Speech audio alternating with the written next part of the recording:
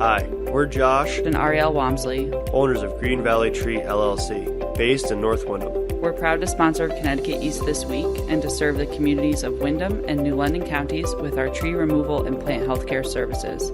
Visit our website at greenvalleytreeworks.com for a full list of our services or give us a call on 860-234-4041. We look forward to hearing from you. The state of Connecticut made history on January 10th as recreational adult use cannabis became legal. So what did people have to say, and what did the police and our legislators think? Plus, we take a look at other stories making the headlines from around the region. This is Connecticut East This Week.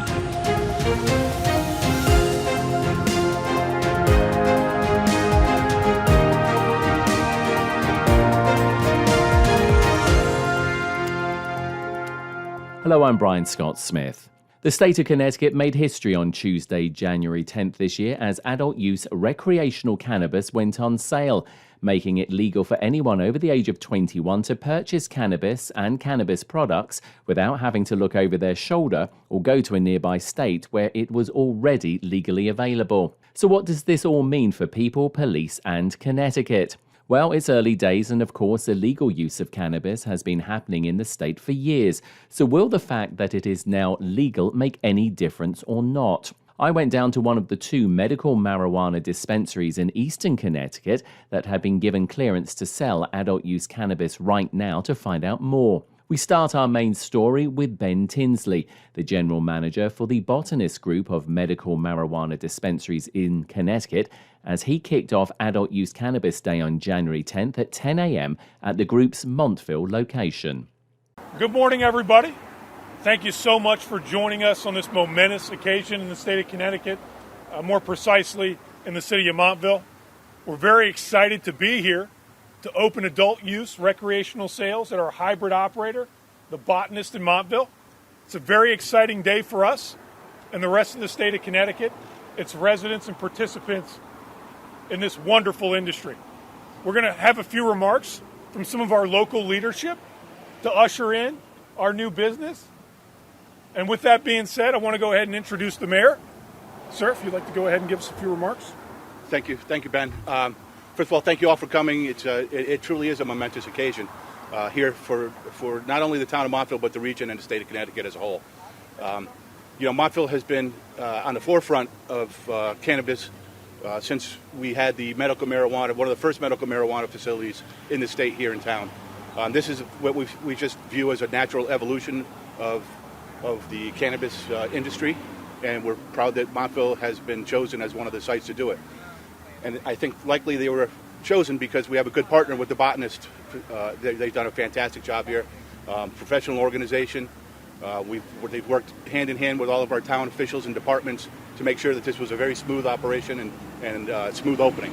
As you can see by all the presence that we have here, we're well prepared to be able to handle the crowds that we expect to be coming at some point. And there's two outcomes that I really hope to see come from this. And one is now that there's a quality control system in place, maybe we'll see a marked decrease in fentanyl overdose with just stuff people getting on the streets. And secondly, we hope that people will be responsible stewards of the purchases that they make and keep it out of the hands of their children and their pets. So with that, I would say, the old phrase, smoke them if you got them. If you ain't got them, get them here. All right? So thank you all for coming. Thank you, Mayor. Senator Austin, would you like to address the group? Thank you very much. And I think the mayor said the most important piece is the sole reason for doing recreational marijuana has been to have a regulated product. And having a regulated product makes it much safer for everybody. We can start decreasing the amounts of fentanyl that are in our communities. And I can't wait to see this be so successful. The Botanist has done a great job. They have, across this state, worked with their communities, and I'm hoping they expand into other communities because we always want a good partner. And here in Montville, there has been, over the number of years that they have been here, there have been no problems. we expect no problems with this. This is something that we expect a smooth transition from medical to operational recreational marijuana. So I'm very pleased to be here today and very pleased to have supported this piece of legislation as it made its way through the legislature. I think in the Senate we voted on it 3 times in one night. So thank you very much. We really appreciate it. Thank you. Absolutely. Congratulations. Thank you very much, Senator. We appreciate it. Thank you for coming. My name is Kate Nelson, and I am the Senior Vice President of the Midwest and the New England regions for Acreage Holdings. Kate, ever so many thanks for the interview. Acreage Holdings, of course, owners of The Botanist and no doubt other fine establishments as well. What's the feeling today here in Connecticut? You are one of the first 9 medical dispensaries being able to sell adult use recreational marijuana in the state. You know, we're tremendously excited. I think thus far we've been able to have a positive patient experience for all of our guests since we started operating, and we're excited for the community to now have access on a larger scale and get to see the products that the state of Connecticut's producers are making that we are able to sell. So we're thrilled. A lot of planning. Our team has done a phenomenal job in making sure we're ready for this, and we're making history today. So we're thrilled. It's been a long time in coming here in the state, and of course still at federal level, marijuana is considered a Schedule 1 drug. Are you hoping that the more states like this, because it's not just Connecticut, we've also got a few other northeastern states that have now, allowing adult use. Do you hope that this is now going to really focus the federal government and say, hey, it's about time you review this? Absolutely. I think that we continue to see states passing their own programs and coming up with their own legislation because they understand the people here want this and they want safe access to products that they know are tested. So as we see states continue to pass legalization, I think it highlights to the federal government we need to do something to make changes, because right now as operators, it's very challenging. Even though there's legislation at the state level, there's still a lot of federal provisions and things like taxes and banking that make it very difficult for operators. So when the federal government does make a decision to reschedule or deschedule, that will benefit the industry as a whole, as well as any guest who visits any establishment. One of the other things that was said here today at the ribbon cutting is that it's going to be a time where people will be able to get hold of cannabis that's been regulated. I mean, just explain to us a little bit about that, because obviously as a medical marijuana dispensary, that's top priority for you. Absolutely. One of the biggest reasons someone would want to shop at a dispensary is because the products are safe, they're tested, and they have labels that tell you the THC content, the CBD content. All of that information is available.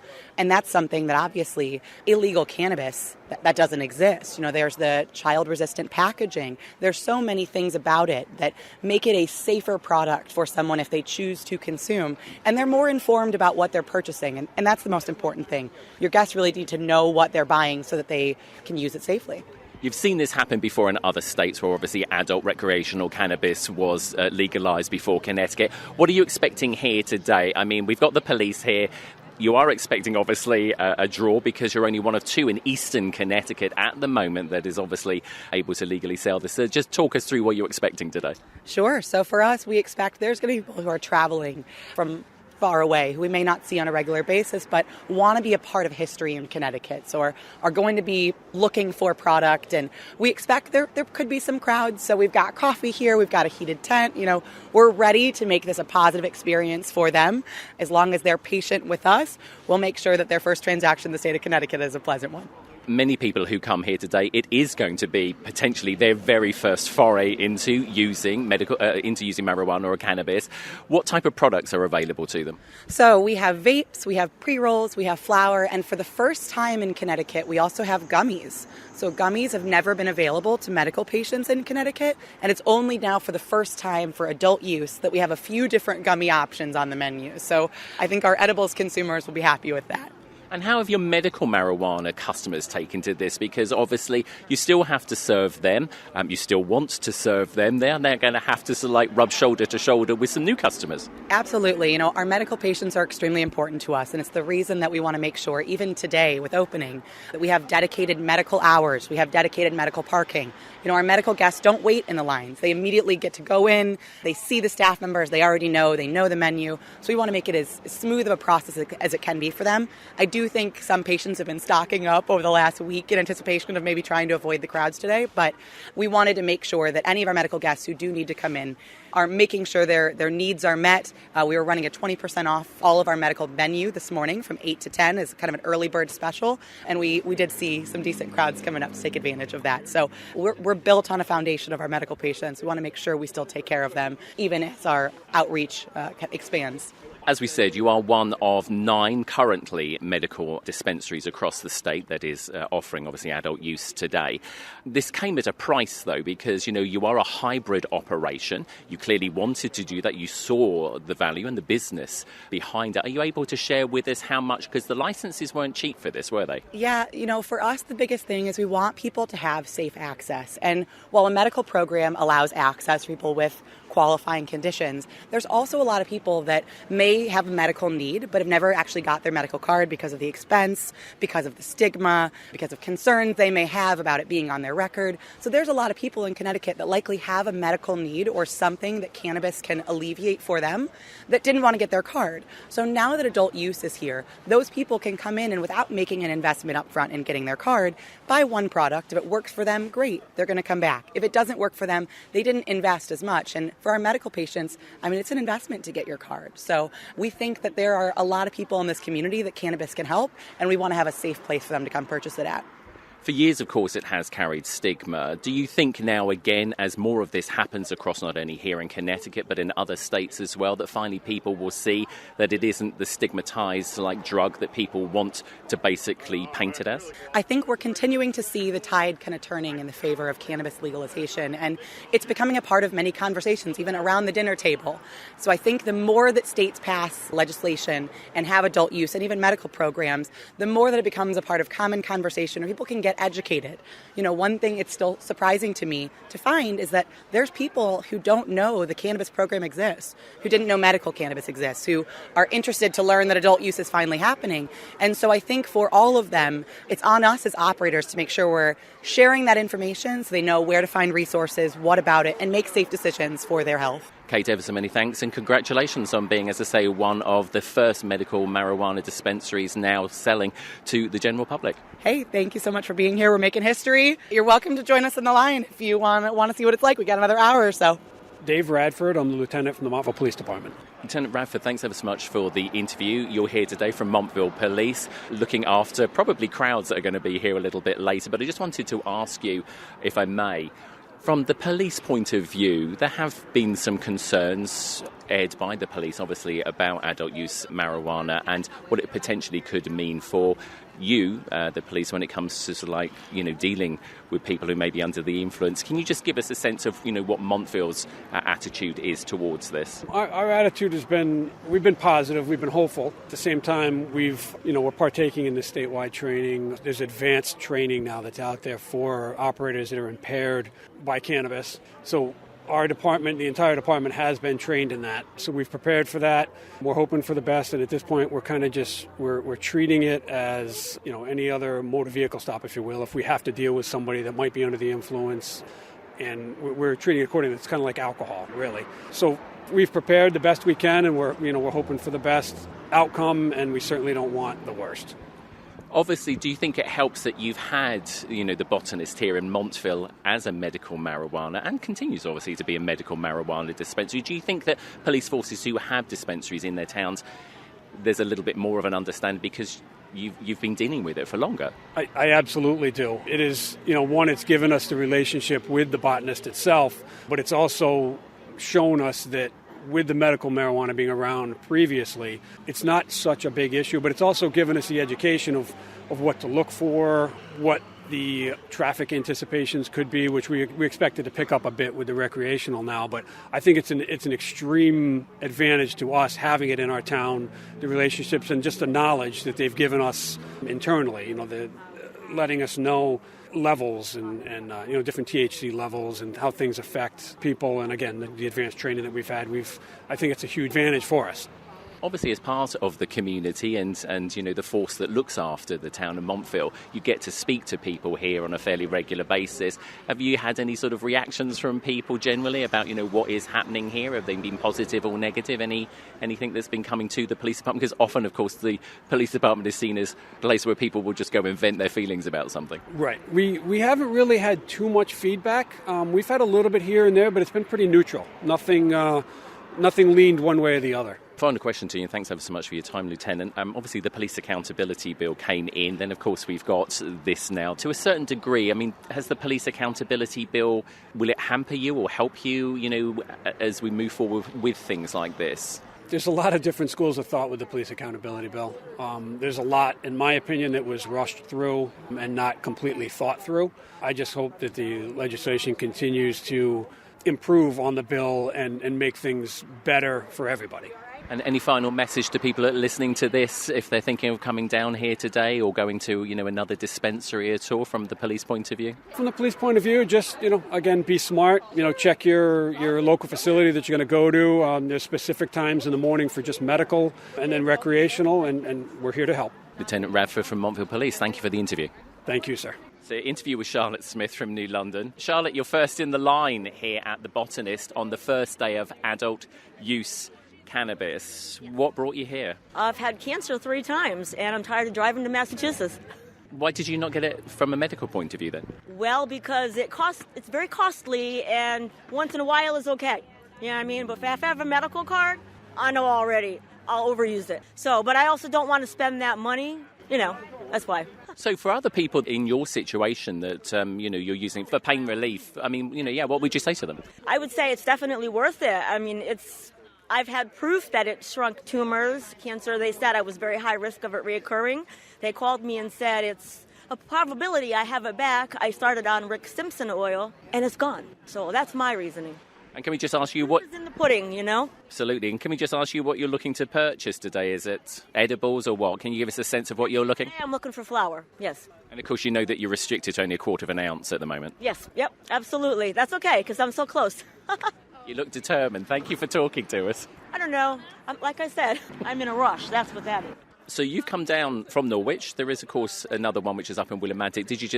Was Montville so easier for you? Yes, it is. And can I just ask you, Lynn, is this like a first-time use for you? Can you just tell us your cannabis story? Yeah, I've been in chronic pain since 2011. I'd had the card since then. I have to have it updated. It's not, so I have to wait until 10 to just get something for my relief. So, again, for you, it's a pain relief situation. But you are a medical marijuana card holder, though? Yes, I am. But you're waiting in line for the adult use. Sorry, just quickly explain that to us. Because my medical card hasn't been approved yet. I have to renew it, and so I'm just going to get something to hold me over. Do you know, does this work out cheaper, do you know, for you to do it this way, or do you not know? I absolutely think street weed is, you get more for the money. Absolutely. I don't even know what the price is for their quarter, but it's more than $40. Street weed, you can get it for $40 a quarter. Here, I have no idea what to expect for a quarter. Well, thank you ever so much for talking to us. I'm Sam. And where are you from, Sam? Right now, Groton. So you're at the Botanist in Montville, first day of adult use recreational marijuana being sold. Can I just ask you what your marijuana journey is? What brought you here? Yeah, I'm from Florida, which is a zero-tolerance state, so I figured it's nice. You're not meeting in a dark alley to get $20 worth of something you can buy from a store. So what are you looking for today, obviously, here at the Botanist? Because, there is a limit at the moment as to what you can actually get in Connecticut. Just flour, man, keeping it classic. And what about the edibles? Because edibles are available for the first time here in Connecticut as well, or is that not your thing? No, definitely not, man. You can't predict it. For anybody who's listening to this, who's, possibly considering using cannabis, what would you say? Because there still seems to be a lot of stigma around it, doesn't it? Right.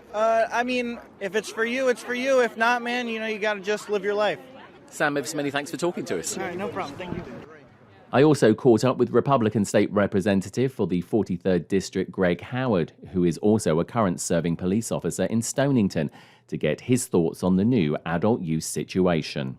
We did some things wrong in that bill, most namely, we've told our police officers if you observe somebody, smoking marijuana while driving a vehicle, you can't pull them over for it. I think that was completely irresponsible. It's one of the main reasons I voted no. We told the people of Connecticut if you give marijuana to a person under 21, we're going to make that a misdemeanor, whereas if it's alcohol, it's a felony. That didn't make any sense either. So, look, I have concerns because, marijuana was prevalent in this state. I mean, that's no big secret. I've been a police officer a little over 20 years. It's been around forever.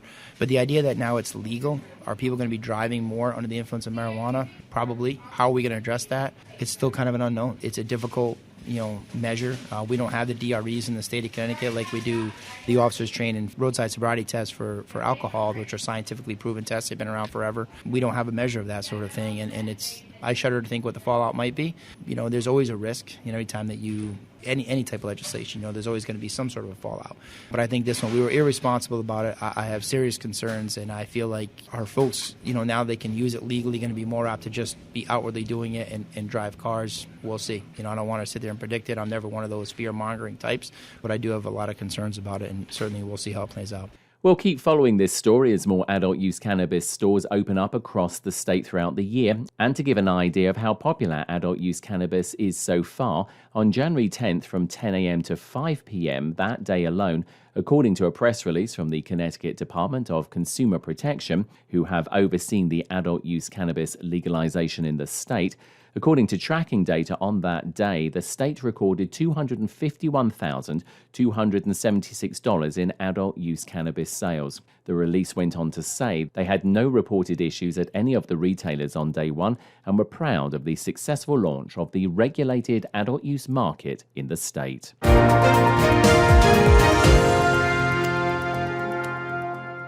This message is for Karina, our mom who finished her high school diploma at age 28. Hi, Mom. It's Emmettith and Nicholas. Congratulations on getting your diploma. You worked so hard and have taught us so much. We love you. When you graduate, they graduate. Finish your high school diploma for you and for them.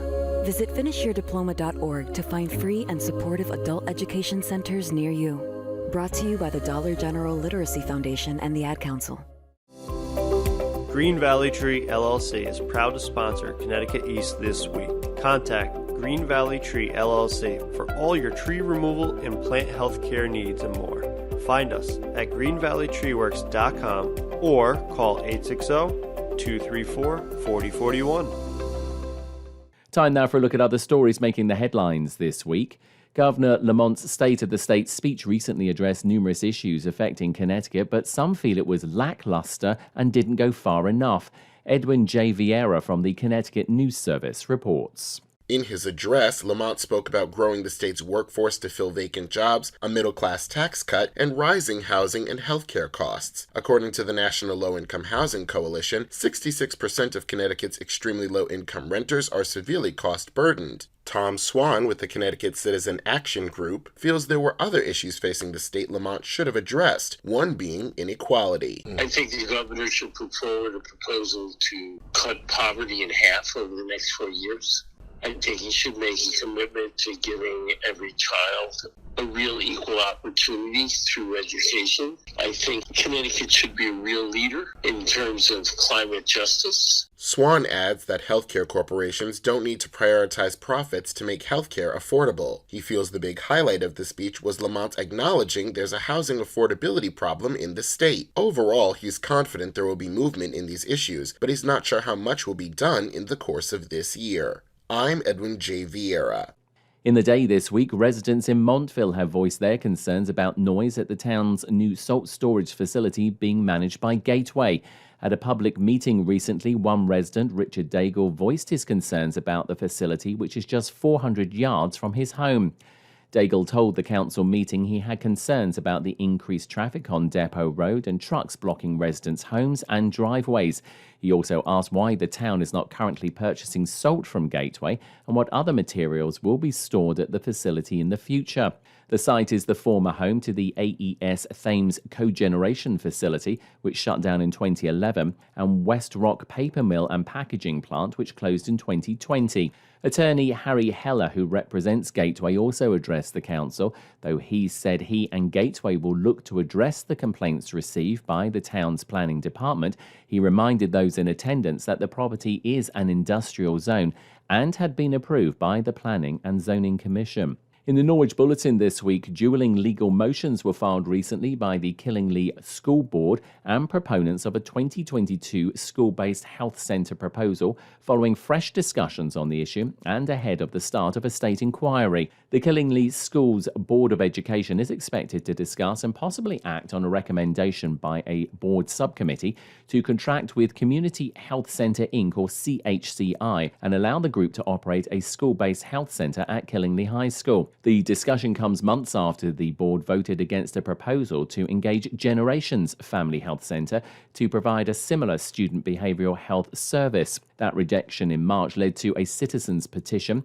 a State of Department Education investigation, and subsequent ruling by the State Board of Education to hold a formal inquiry into the board's alleged failure to meet the behavioural and mental health needs of the district's students. Also in the bulletin, a federal court judge in Hartford this month denied a motion by lawyers for the town of Plainfield school officials to dismiss 3 civil complaints filed by residents who claim their rights were violated by the district's pandemic policies. On January 3rd, U.S. District Judge Alvin Thompson upheld separate complaints filed by Daniel Real and Miriam Irizarry, in which each claimed their First Amendment rights were violated by Board of Education members and district leaders. Real also alleges the same named defendants violated the Americans with Disabilities Act, or ADA, by not exempting him from a face mask policy. Rial said he suffers from chronic rhinosinusitis, an allergies that makes breathing difficult, a condition he characterizes as a disability in his suit and precludes him from having to wear a face mask. Rial and Irizarry seek unspecified costs and damages, as well as a temporary and permanent injunction against the defendants from enforcing any executive orders against them in the manner complained of, so as to deny them freedom of speech protected by the First Amendment,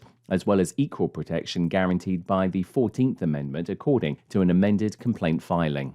In the Middletown Press this week, a motorcade procession carrying State Representative Quentin Soldier Williams made its way to the state capitol from the legislators' home in Middletown on Wednesday. Williams, who was known as Q, was killed recently by a wrong-way driver hours after he was sworn in for his 3rd term and after leaving Governor Lamont's inaugural ball. The 39-year-old Rising Stars legislator's death stunned the Capitol as flags were lowered around the state and hundreds attended a vigil in his hometown. The procession on Wednesday will be a final ride for the state representative from his Middletown home to Hartford.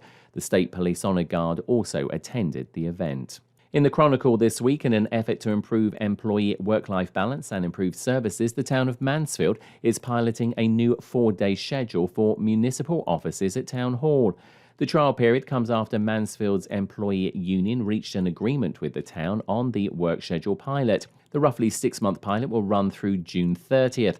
Except for holiday weeks during the pilot period, Town Hall hours of operation will be Monday through Wednesday 8 to 5:15 p.m. and Thursday 8 a.m. to 6:30 p.m. These hours apply to all offices in Town Hall, excluding the Mansfield Board of Education, the Eastern Highlands Health District, and the Resident State Troopers Office.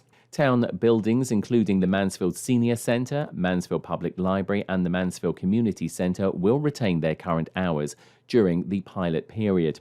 The town will actively solicit feedback from residents and employees on their experience throughout the trial period before deciding on whether or not to keep the 4-day schedule on a permanent basis. And in the Putnam Town Crier this week, Thomas A. Borner, president of the Putnam Area Foundation, said that awards totaling more than $43,500 were awarded during 2022 to a variety of local organizations. Among the recipients were the Northeast Placement Services, the ARC Eastern Connecticut, Woodstock Agricultural Society, and Day Kimball Hospital, among others. Borner said the foundation is pleased to aid in the support of these local organizations that provide both needed support services to the community and otherwise serve to improve the quality of life in the greater Putnam area.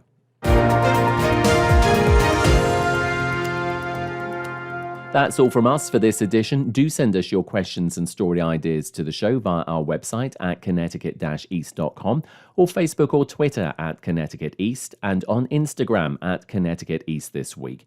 And you can listen to the show again on our social platforms, on demand, and by asking your smart speaker to play Connecticut East This Week podcast. And please like, follow, and share on your social media too. I'm Brian Scott Smith. Thank you for listening.